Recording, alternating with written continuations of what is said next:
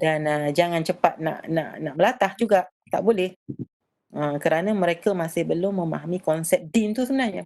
Sebab tu kita bicara konsep din dulu. Dan kemudian ada peluang nanti kita akan bicara tentang bahasa juga. Nanti kita akan masukkan, sama seperti risalah untuk kaum muslimin itu, dimasukkan juga satu section tentang bahasa.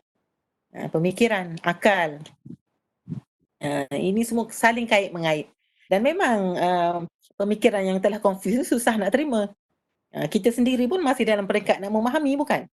Jadi kalau kita dah cuba untuk mematahkan kononnya mereka yang tidak sama pendapat dengan kita itu, dalam keadaan kita sendiri pun belumlah faham sepenuhnya.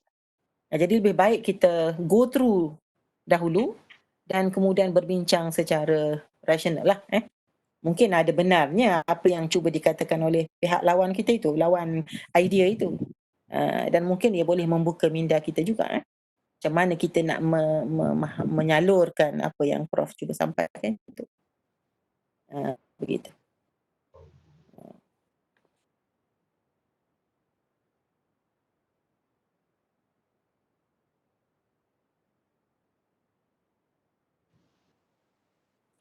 Okey, boleh. Bismillahirrahmanirrahim. Assalamualaikum dan selamat malam semua dan selamat Hari Raya Aidiladha. Jadi alhamdulillah, syukur kepada Allah SWT kerana taufik kita dapat hukum pada malam ini. Jadi insya-Allah seperti mana telah kita rancang dan janjikan, pada malam ini kita akan menyambungkan diskusi kita pada sesi yang kedua untuk buku Islam Faham Agama dan Asas Akhlak karangan Prof. Muhammad Nakib Al-Wattas yang akan disampaikan oleh Dr. Salina Ahmad. Jadi insya-Allah kita mulakan dengan ilmu kita Al-Fatihah. Bismillahirrahmanirrahim. Alhamdulillah.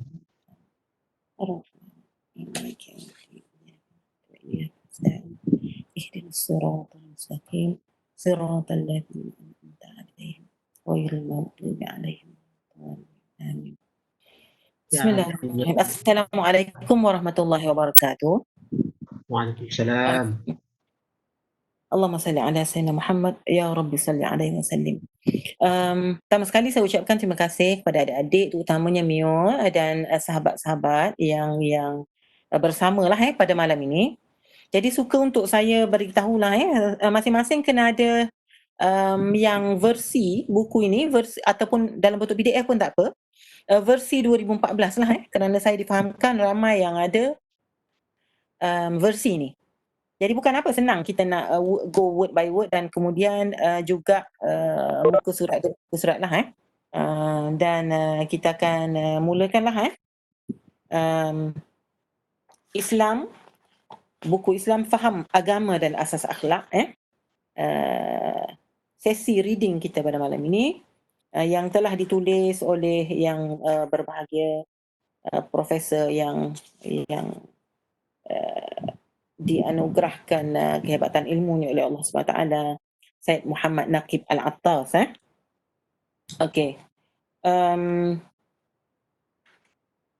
Jadi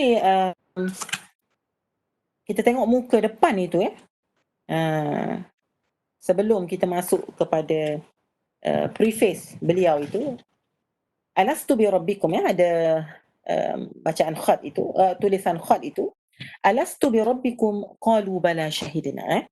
Ini ialah asal usul tapak dan kejadian foundation ataupun basis kepada apa sahaja konsep di dalam pemikiran ataupun worldview Prof lah dan juga worldview Islam lah dan kalau suka untuk saya terangkan di sini, ayat ini sebenarnya daripada surah Al-A'raf ayat 172 dan biasanya para ahli sufi yang besar-besar mereka akan berbincang tentang tajuk ini, iaitu the day of Alastu, hari Alastu. Hari Alastu ini ialah hari di mana berlakunya perjanjian Al-Sadi, perjanjian asal, perjanjian mula-mula kita dengan Allah Subhanahu Wa Taala, yang mana Allah SWT telah panggil semua roh yang telah diciptakannya itu yang asalnya daripada zuriat Bani Adam. Dipanggil Bani Adam itu. Zuriat yang diambil daripada tulang belakang itu. Ataupun sulbi itu. Daripada belakang zuhurihim. Dan kemudian setelah dikumpulkan itu, maka ditanyakan syahadah mereka itu, pengakuan mereka itu, penyaksian mereka itu tentang ketuhanan Allah Subhanahu Wa Taala. Dan percaya atau tidak, kita menjawab ya. Kita telah menjawab ya. Percaya atau tidak, ingat ataupun tidak, kita telah menjawab ya. Jadi disebutkan di dalam Al-Quran itu, surah ini melalui lisan Rasulnya yang mulia Muhammad sallallahu alaihi wasallam, kekasih Allah, dan sebaik-baik akhlak manusia yang ditampilkan pada dirinya itu. Wa id akhadha rabbuka min bani adama min zuhurihim dhurriyyatahum wa ashhadahum ala anfusihim alastu bi rabbikum qalu bala syahidna.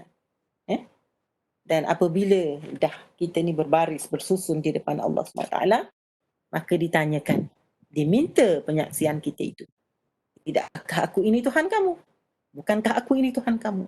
Maka kita telah menjawab, bahkan ya Allah, engkaulah Tuhan kami.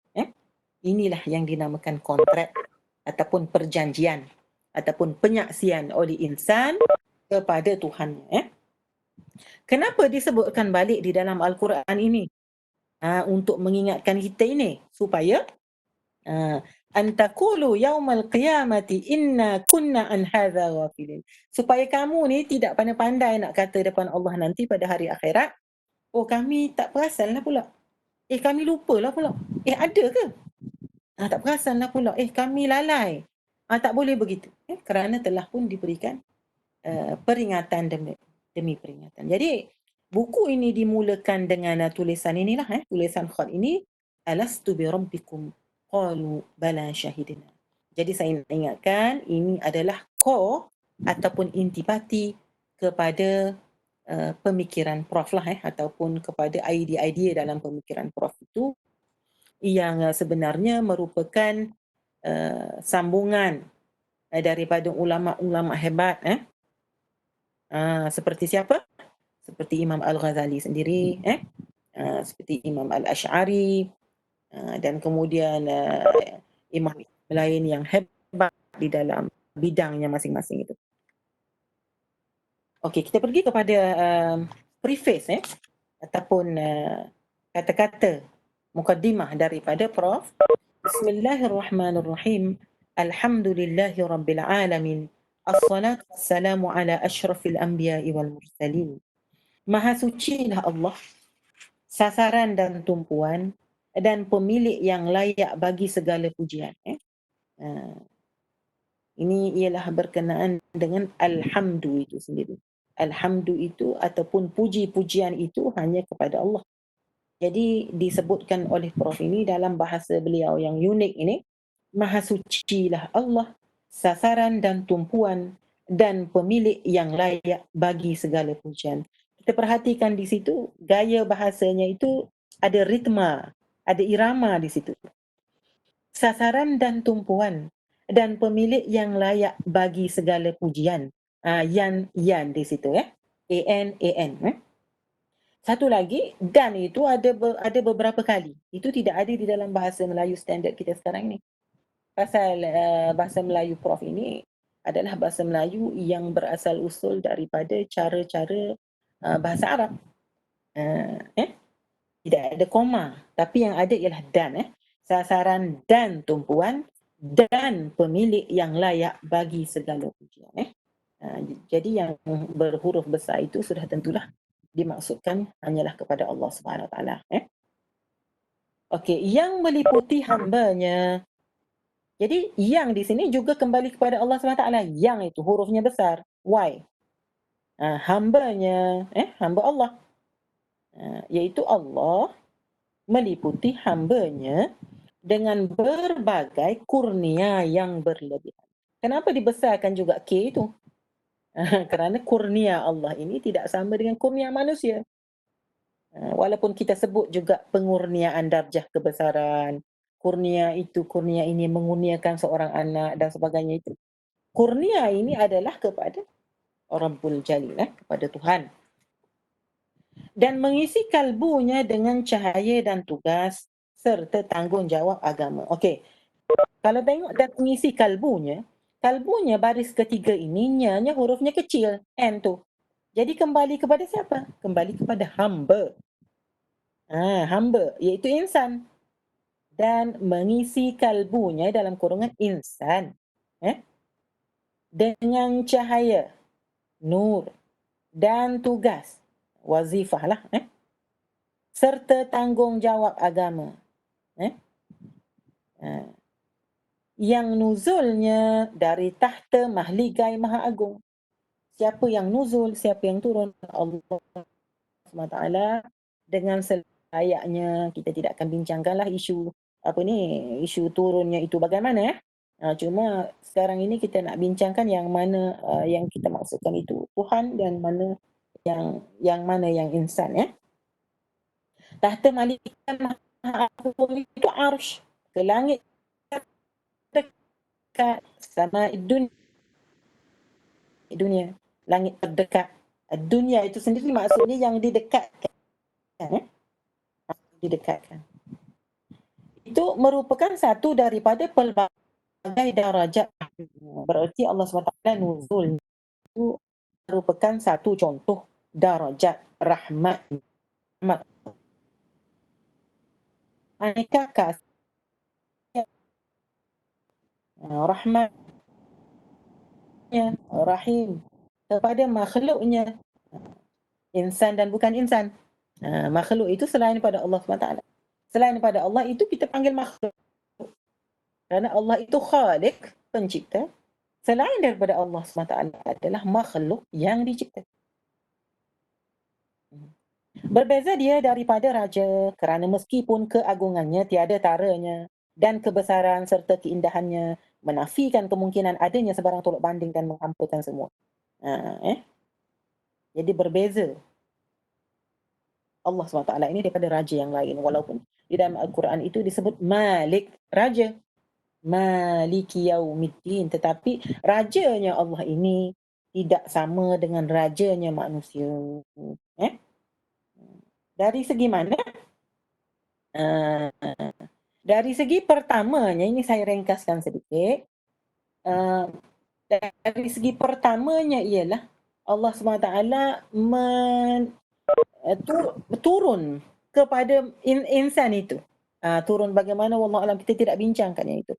Tetapi kehebatan, kemuliaan, keagungan Allah SWT itu seolahnya kalau kita nak senang cakapnya dikesampingkan untuk mendengar ataupun pergi kepada manusia itu. Bukan maknanya diletakkan di tepi protokol-protokol yang kita biasa lihat di dalam kerajaan manusia. Ataupun raja-raja yang manusia ini.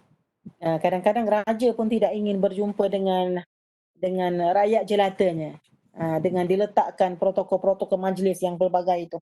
Tapi Allah SWT yang lebih hebat ini, yang berbeza dia daripada para sultan ini, tetap juga dia sendiri yang datang membuka pintu, menyingkapkan tirai, mempelawa masuk, memberi izin kepada hambanya bermesra bicara sulit dengannya. Tiada memandang hina atau mulia kedudukan si hamba di kalangan makhluk insani. Begitu. Dan tiada dia menyekat diri setakat hanya memberi izin belaka, bahkan memberi kurnia dan kasih sayang dengan memanggil hamba datang mendekati. Jadi berbeza dengan adat istiadat sultan, adat istiadat raja, kerajaan insan ini. Dan Allah Subhanahu Wa Taala lah sebenarnya yang maha luhur, yang empunya segala gelaran, bermaha. Artinya kalau kita sebut maha kuasa, maha tinggi, memang betul kita ada dulu yang maha mulia, Seri Paduka Baginda yang di-Pertuan Agong, tetapi maha mulia di situ bahkan maha mulia dan agungnya Allah Subhanahu Wa Taala yang tidak ada tolok bandingnya. Itu kena fahamlah. Dan di sini sebenarnya sudah menjadi tolak kepada apa yang Prof nak ceritakan kemudiannya tentang Islam. Dipujinya dulu Allah Subhanahu Wa Taala itu sebagai Allah Tuhan yang telah menunjukkan kepada insan ini Islam itu sebagai agama yang sebenar-benarnya. Kalau senang cakapnya, Tuhan punya Islam lah. Dan kita ini hamba kepunyaannya. Jadi ada sebabnya kenapa Prof memulakan sesuatu itu dengan suatu perkara tertentu lah. Ada sebab dan musabab dia tu. Okey, kita pergi kepada muka surat 3. Saya harap suara saya ini dapat jelas. Kalau ada masalah mungkin boleh chatting private ataupun direct kepada Mio dan Mio akan sampaikan kepada saya lah. Okey, saya akan terus. Okey, Islam, faham agama dan asas akhlak. Saya pernah sebutkan sebelum ini, pertama sekali tajuk ini sendiri pun sudah menyampaikan makna yang syarat. Makna yang syarat, makna yang berat, makna yang padu, makna yang jati. Islam itu sendiri sudah suatu konsep. Faham itu sendiri sudah konsep yang seterusnya. Agama itu dalam kurungan din, sudah suatu konsep yang lain. Asas itu sendiri pun sudah suatu konsep yang seterusnya. Dan akhlak itu sendiri pun sudah suatu konsep yang kelima. Jadi dalam jodol ini pun sudah ada 5 konsep di situ. Tetapi yang berkait mengait, ia tidak separate. Ia tidak terasing. Tetapi konsep-konsep yang bersepadu yang akan menunjukkan kepada kita, satu ini menunjukkan kepada yang lain. Yang satu ini menunjukkan kepada yang lain. Okey. Dan satu lagi saya nak ingatkan di sini, bila sebut agama di sini sudah tentulah yang dimaksudkan oleh Prof itu ialah seperti yang dimaksudkan oleh ulama yang dulu ataupun Al-Quran dan hadis ataupun bahasa Arab yang seperti mana yang digunakan oleh orang Arab sebagai din, dal ya nun, din. Dan akhlak itu sendiri kalau di dalam bahasa Arab, bahasa Inggeris, mencakupi 2 perkara lah. Saya sebutkan sebelum ini, iaitu ethics and morality. Tetapi di dalam bahasa Arab, perkataan akhlak itu sudah cukup untuk menunjukkan tentang kedua-dua cabang ini, iaitu ethics and morality. Hanya perkataannya satu saja, akhlak. Okey. Faham yang terkandung dalam istilah din yang pada umumnya biasanya difahami serta diertikan sebagai agama, sesungguhnya tiada sama makna serta maksudnya dengan faham agama religion seperti ditafsirkan dan difahami dalam sejarah keagamaan barat. Yang mustahak di sini ialah perkataan din. Mungkin kalau nak gariskan, mungkin boleh gariskan perkataan din. Yang kedua, agama. Yang ketiga, religion. Itu. Din itu bahasa Arab, agama itu bahasa Melayu, religion itu bahasa Inggeris. Tetapi yang tepat, yang patut kita guna pakai ialah din. Walau macam mana pun dalam tradisi Melayu itu sendiri, perkataan agama itu sudah bermaksud din. Tetapi bukan begitu halnya dengan religion. Perkataan religion itu belum tentu bermaksud din. Jadi kata Prof, kebanyakan perkataan din, religion di dalam buku-buku ataupun tulisan-tulisan bahasa Inggeris beliau adalah bermaksud din lah, kecuali dinyatakan sebaliknya. Kita kena faham di situ. Okey, maka apabila kita memperkatakan perihal Islam dan merujuk kepadanya serta menggelarnya sebagai suatu agama, justru sesungguhnya kita memaksudkan serta memahami makna agama itu dengan makna dan maksud istilah ad-din. Okey, ini yang saya telah jelaskan tadi.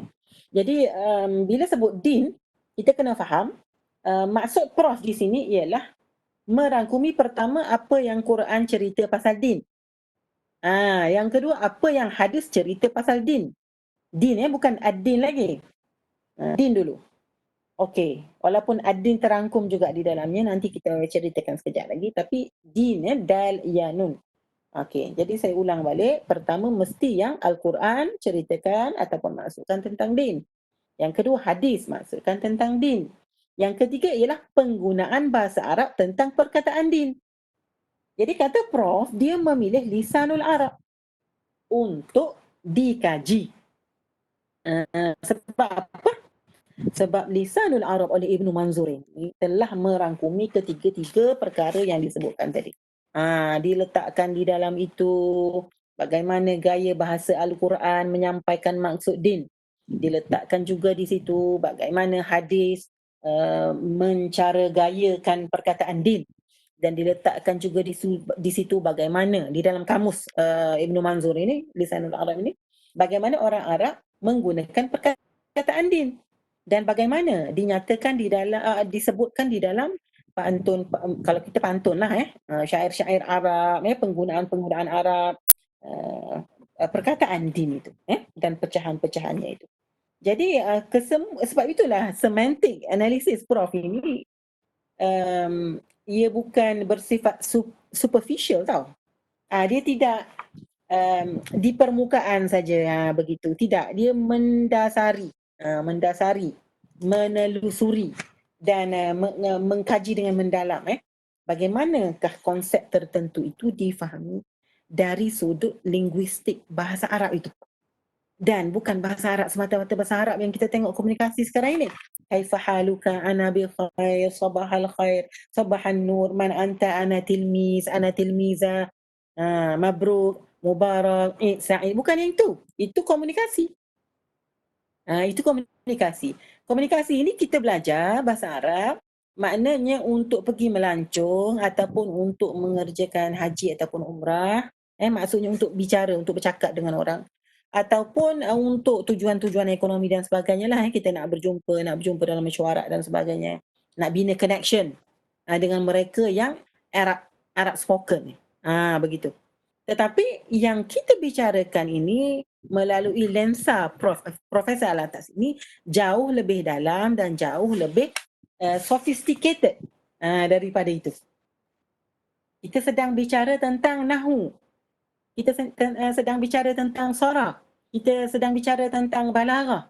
Kita sedang bicara tentang ilmu bayan. Kita sedang bicara tentang ilmu ma'ani. Jadi perkara-perkara inilah sebenarnya yang merangkumi semantic analysis Profesor Al-Atas. Dan ia tidak sama kalau kita perhatikan ada ahli-ahli linguistik moden yang menggunakan semantic analysis, itu tidak sama. Kenapa? Kerana rangkuman daripada kefahaman Al-Quran ini, kefahaman hadis ini dan kefahaman ulama-ulama bahasa yang juga mendasari dalam bidang-bidang lain juga. Bidang-bidang cabang-cabang ilmu agama lain juga. Yang akhirnya segala ilmu mereka ini tentang bahasa ini bukan disemadikanlah, dipaterikan di dalam kitab-kitab mereka, dalam leksikon, ensiklopedia. Kita tengok contohnya Imam Al-Jurjani, bagaimana ensiklopedia bahasa dia itu walaupun nipis, tetapi mengandungi istilah-istilah ilmiah yang sangat padat dan menceritakan perkara-perkara penting yang menjadi key point ataupun keyword untuk kita pegang.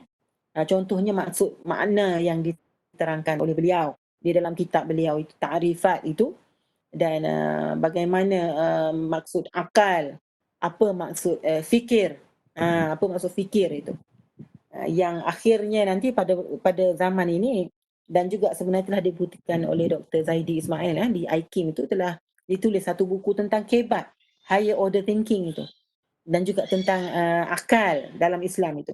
Jadi kalau kita sebenarnya berpandukan kepada asal usul ataupun foundation yang kemas yang telah diletakkan oleh ulama silam kita ini di dalam tradisi ilmu kita ini, maka kita tidak akan sesat bila kita menulis. Kita tidak akan sesat bila kita membuat kajian. Kita tidak akan sesat bila kita menyampaikan kefahaman tentang satu konsep. Pasal dah ada teraju tu. Tidak lari daripada apa yang telah disampaikan oleh ulama-ulama yang sebelumnya itu. Cuma kita sampaikan kepada rakan-rakan kita yang pada zaman era kita ini. Tapi perkara yang sama yang dijelaskan itu. Cuma contohnya itu mungkin sedikit berbeza mengikut perkembangan semasa. Okey. Okey, kita sambung sikit lagi.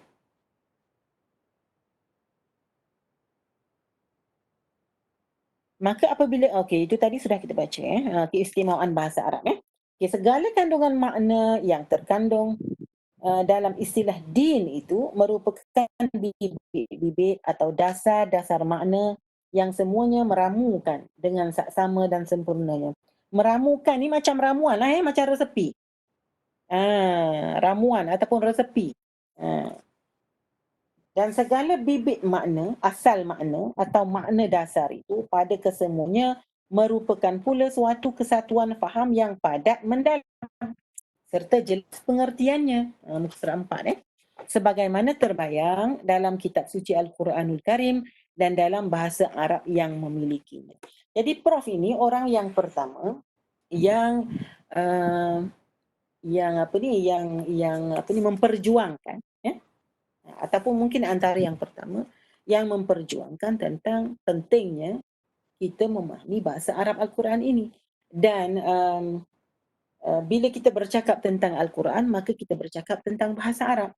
Kenapa Allah memilih bahasa Arab? Kerana sifat ilmiah bahasa Arab itu, sifat mantiki itu, sifat yang logika itu, logical di dalam bahasa Arab itu yang boleh digunakan untuk memperdebatkan isu-isu penting di dalam cabang-cabang ilmu, cabang-cabang bahasa dan sebagainya lah.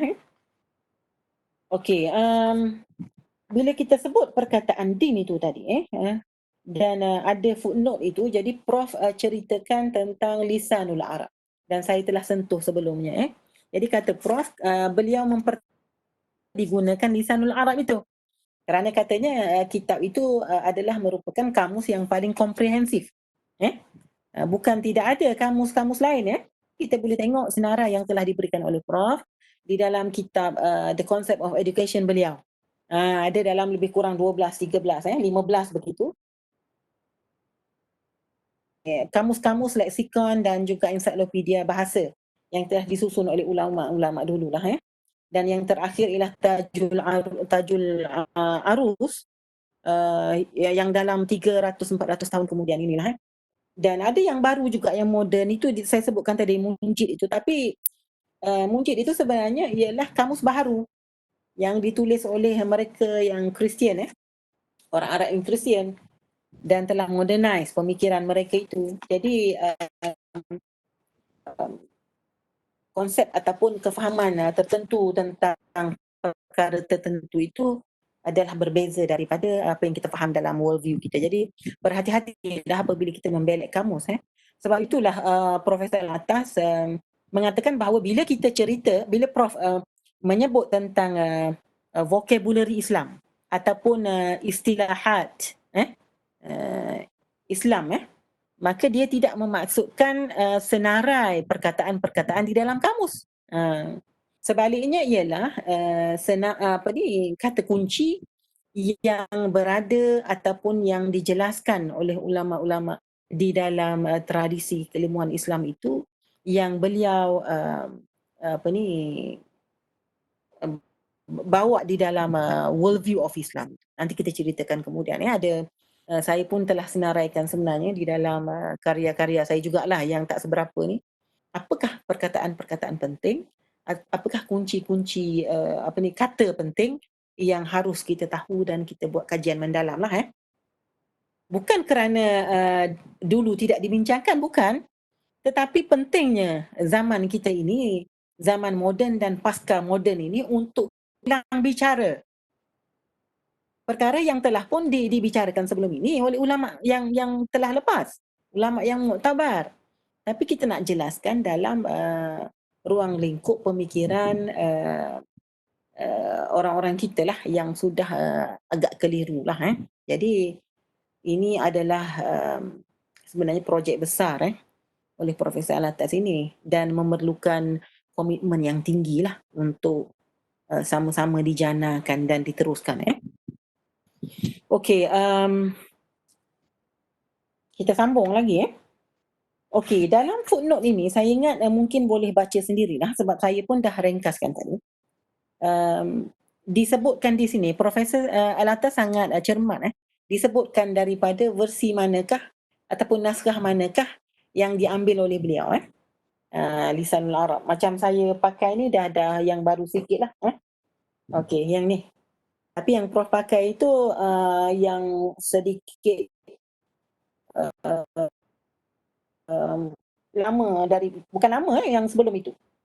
Jadi disebutkan itu yang dipakai pada sekian muka surat, kemudian pada ruang mana, ruang 1 ataupun ruang 2. Begitu. Dan dinyatakan muka surat berapa, sila rujuk perenggan berapa, 166 kata beliau. Tapi kalau yang saya punya ini sudah, muka suratnya sudah lain lah, 465 yang ini. Ini tentang din, tentang din juga. Jadi memang betul lah bila kita baca itu, bila kita baca itu sebenarnya Prof telah pun kaji apa yang Ibnu Manzur bincangkan di dalam beberapa muka surat ini, dan kemudian disamerikan oleh beliau dalam tertib yang kita baca dalam kitab ini. Jadi sebahagian maksudnya itu, bukan sebahagian lah, maksudnya itu memang tally dengan yang memang seiring dengan yang Ibnu Manzur nyatakan di dalam kitab beliau ini. Tetapi penyusunan itu dan juga perkaitan itu dibuat daripada sisi Profesor Alatas sendiri, dan dinyatakan di dalam footnote beliau ni. Profesor ini dia sangat jelas dari segi mengiyakan karya dan mengaffirmkan karya beliau dan yang lain, dan dinyatakan di mana contribution ataupun sumbangan beliau itu, dan bahkan pada setengah tempat itu memang sangat perlu dan diajarkan pada kita untuk mengatakan suatu perkara itu memang hak kita. Kerana apa? Kerana berlaku kadang-kadang kekeliruan dan juga ketidakamanahan kalau saya boleh sebut, oleh mereka yang tertentu yang kadang-kadang mengaku karya itu adalah karya mereka, sedangkan mereka langsung tidak ada sumbangan pun di dalam karya yang kita bicarakan itu. Jadi banyak terjadilah, nanti lain kali kita boleh bincangkanlah. Contohnya isu Islamisasi sendiri, Islamization of knowledge itu, dan kemudian beberapa karya beliau yang telah tidak difahami dengan betul, dan kemudian menyebabkan fitnah kepada tuan punya karya itu sendirilah. Okey,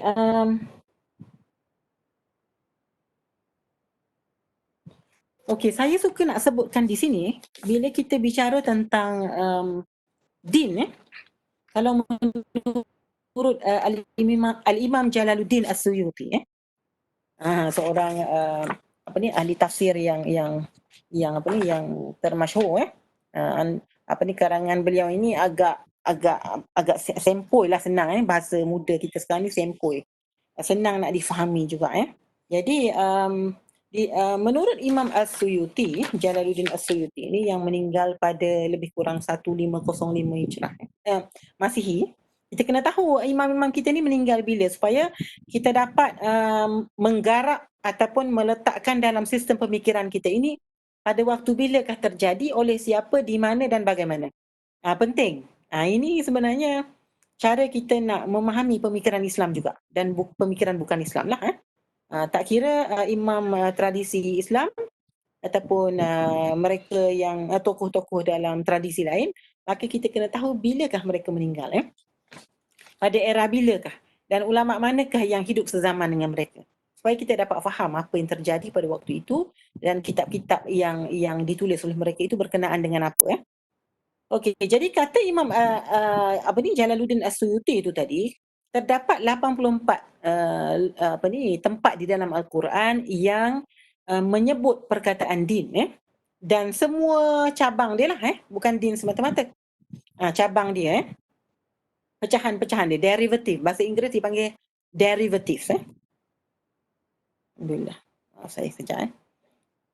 Okey, contohnya yadinun, tadayantum bidainin ya.